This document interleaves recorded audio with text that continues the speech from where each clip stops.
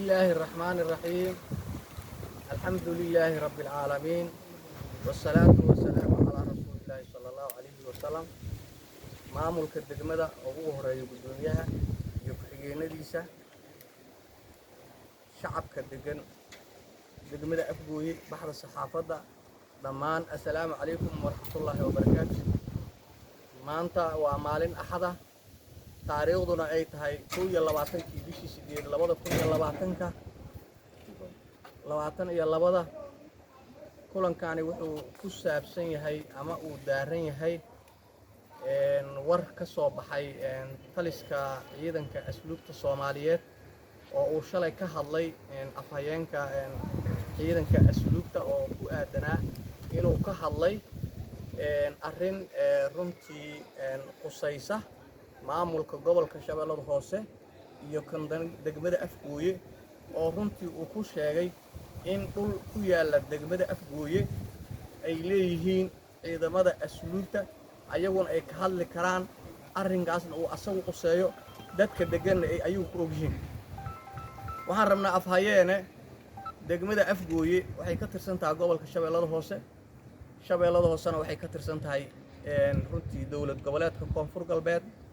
dawlad goboleedka Koonfur Galbeedna wuxuu leeyahay sharci iyo nidaam ayuu leeyahay.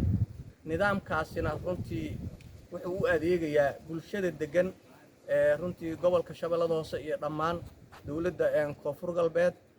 waxaan leeyahay marka eragaas shalay ka soo yeeray runtii waxaad moodaa inaadan ogeyn dalku inuu galay wax la yiraahdo federaal.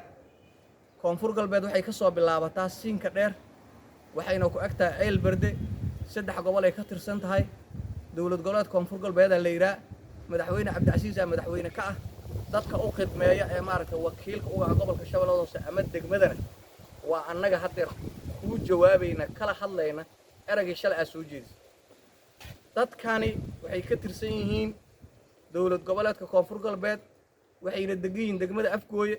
arrinkaasna arrin adigu shaqo ah ku leedahay ama dhul aad adigu leedahay ama dhul aad adigu dejiday oo meeshan ku yaala ma jiro.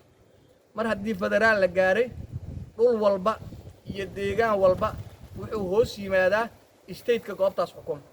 haddaadan ogeyn waddanku inuu federaal galay annaga ku sheegayna annaga ku barayna waxaan leenahay arrintaas way ka qaldantay kama aadan fikirin markaa ka hadlaysay mana aada ka xisaabtamo goorba dad kula taliyana ma aadan helin.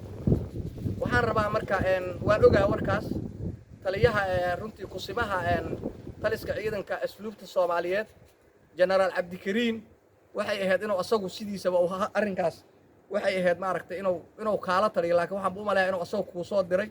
waxaan rabaa saaxiib mas'uuliyadda dadkan annagayna saaran tahay, dhulka ay degan yihiin annagaa mas'uul ka ah. dawlad goboleedkuna nidaam iyo sharci oo dhulka ku bixiyo uu leeyahay, midka dawladdu ay leedahana nidaam uu dadka uga qaado uu leeyahay. degmadaana waxa waaye haddaan cid dejinayno iyo haddaan cid iska dhaafaynaba waxaa mas'uul ka ah dawlad goboleedka ayaa mas'uul ka ah.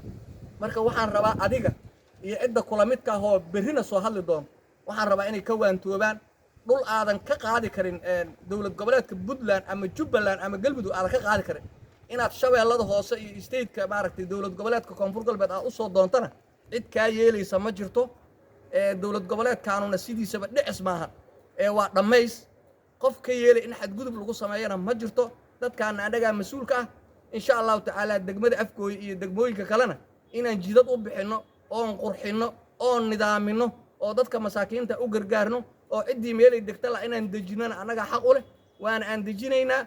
waxaana rabnaa cid walba oo maaragtay damac uga jira dhulka dawladda inay sheegato ayadoo Muqdisho joogta waxaan leenahay ma sheegi kartiin. dhulka dawladda waa sax, dawladda iskale oo mas'uulka ka ah waa dawlad goboleedka Koonfur Galbeed. Koonfur Galbeedna cidda ay maaragtay waajibaadkaas ay ka gudanayso ayadaa ay qusaydaa. marka waxaan rabnaa iimaanka Allah ku geliyo.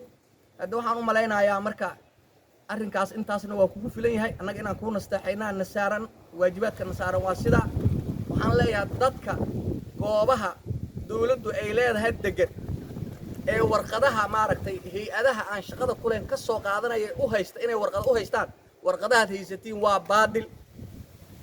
dawlad goboleedka iyo gobolka iyo degmada ayaa lagala xiriira cid kale oo lagala xiriiri karaa ma jirto. siinka dheer wixii ka sokeeya ilaa ceel barde gaara soodinta ay maaragtay dowlad goboleedka ka tirsanna asaga ayaa maaragtay lagala xisaabtama waxaan rabnaa dadka degan nidaamkii iyo codsigii aad soo jeedideen dowlad goboleedka koonfur galbeed waa in ka aqbashay inay arrintiinii fulisay diyaar u tahay waxa ka soo yeeraa muqdisho ee taliska asluubta ka soo yeeraa dheg ha u dhiginina haddii layn ka qaadaa dowladda aan ka qaade haddii layni dejinaa dowladda ayni dejinaysa sharci aan ku dejinana annagaa hayna mas-uuliyaddana annagaa qaadayna wax walba oo meeshan ka aan annagaa mas-uulka cid aan ka aqbalayna inay taaka nagu soo xadgudubtana ma yeelino soohdimahana iyo walaaltinimada iyo deegaanka iyo soomaalinimadana ha la ilaashaan leenahay wasalaamu calaykum waraxmatullahi wabarakaatu